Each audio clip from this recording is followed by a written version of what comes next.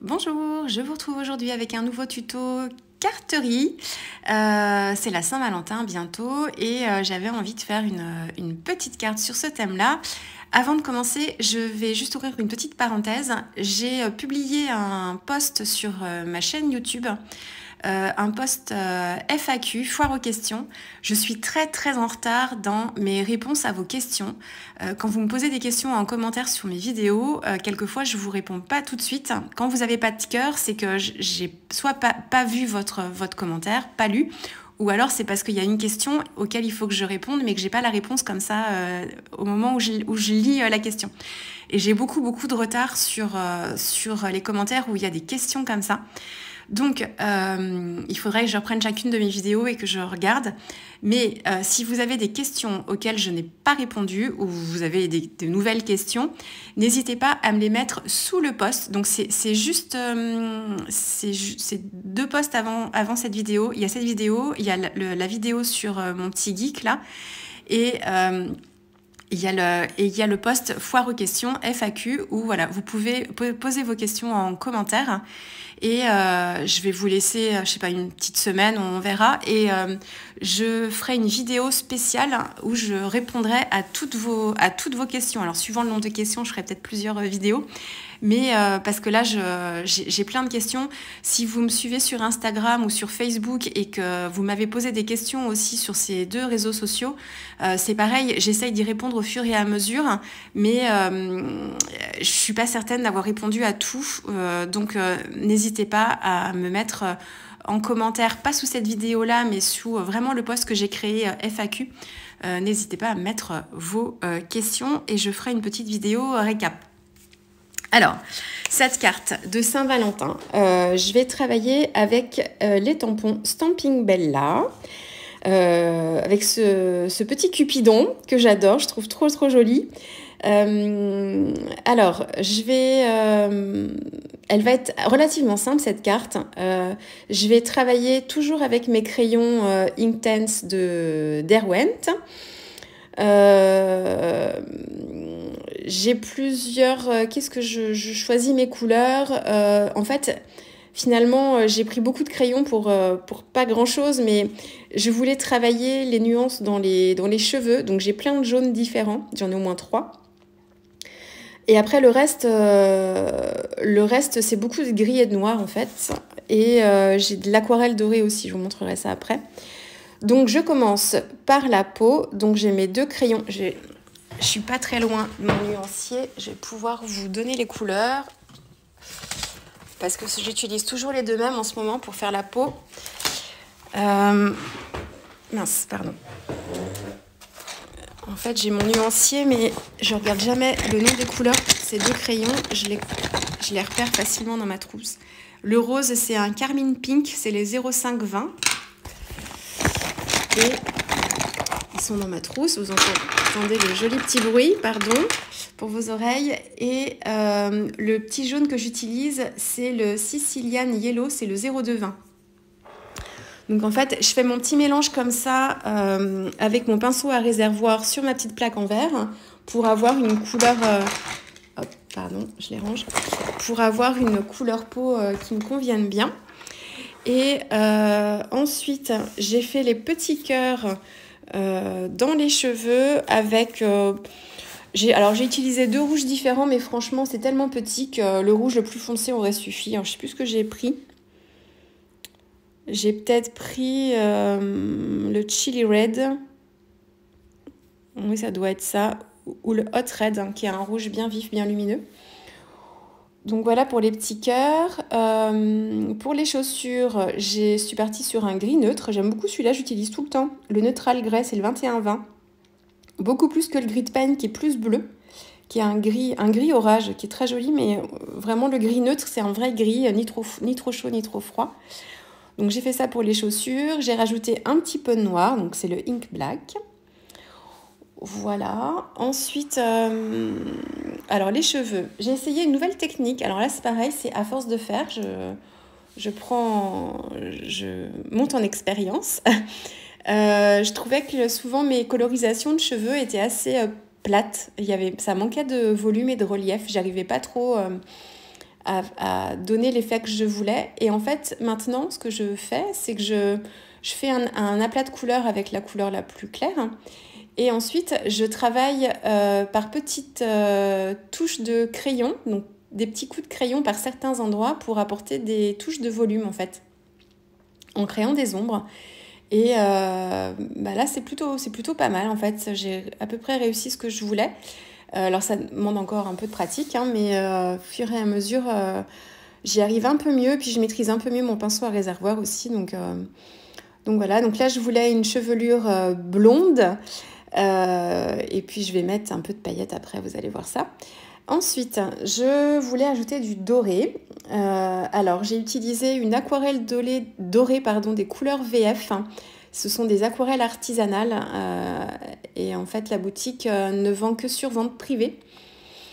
Donc, c'est des sessions de vente comme ça, il n'y a pas de stock. C'est des ventes ça part extrêmement vite. Pour avoir des godets, c'est assez compliqué. Il faut être au taquet dès l'ouverture de la vente parce qu'en 10 minutes, il y en a plus.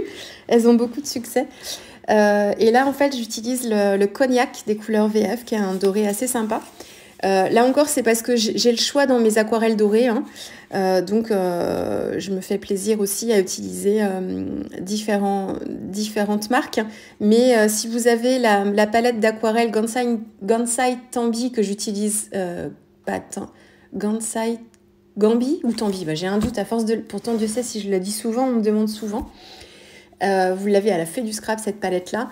Il y a plein de dorés différents et franchement, on a un effet quasi similaire. Hein. L'aquarelle cognac des couleurs VF n'est pas meilleure que celle des Gansai Tambi, c'est juste différent. Donc voilà, mais elles sont de très très bonne qualité, toutes les deux. Donc je ne vous pousse pas à la consommation du tout. Moi je vous dis juste que j'utilise, mais voilà, les aquarelles, et même les aquarelles dorées de chez Prima sont aussi très bien. Alors elles sont un peu moins couvrantes, mais ça fonctionne aussi très très bien. Voilà. Pour la petite, alors on dit quoi, une toge, une robe, une aube, je sais pas comment on dit. Je l'ai faite avec un gris vraiment très très doux, très dilué. Donc c'est le gris neutre mais très dilué. Voilà. Qu'est-ce qu'il me reste d'autre à dire et puis l'arc, en fait, j'ai fait tout en doré. Donc j'ai utilisé un pinceau super fin.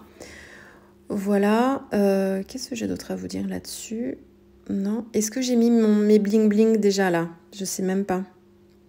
J'ai pas l'impression que ça brille. Oh, je sais plus. J'ai rajouté en fait de l'aquashimmer doré sur la chevelure, les ailes derrière le dos et les ailes au niveau des chaussures. Et j'ai ajouté de l'aquashimmer, juste du glitter en fait. Donc il n'y a pas de couleur, c'est juste de la nacre sur la toge là. Donc ça brille de mille feux. Encore une fois, à chaque fois que j'utilise ces produits en vidéo, je vous dis que vous ne voyez pas du tout, vous ne voyez que le 10e du côté scintillant que ça fait en vrai. Alors sur les photos, les vidéos, vous allez peut-être le voir un petit peu mieux là, mais avec ma lampe BenQ là, j'arrive un peu mieux à obtenir le côté scintillant, à vous le retranscrire en vidéo, mais c'est encore bien plus scintillant que ça. Voilà, et alors, donc j'ai détouré, j'ai commencé par détourer au cutter de précision les motifs qui sont plutôt à l'intérieur. Donc j'ai évidé les parties plutôt fines et j'ai terminé le contour au ciseau pour éviter de me retrouver avec des morceaux de motifs déchirés. Ça m'est déjà arrivé, je vous le dis, c'est pour ça. Et alors ma carte, le fond de ma carte, c'est une plaque d'embossage de Alexandra Ranke. Je suis de plus en plus fan de ces produits. Et c'est une petite plaque d'embossage, c'est un petit labyrinthe.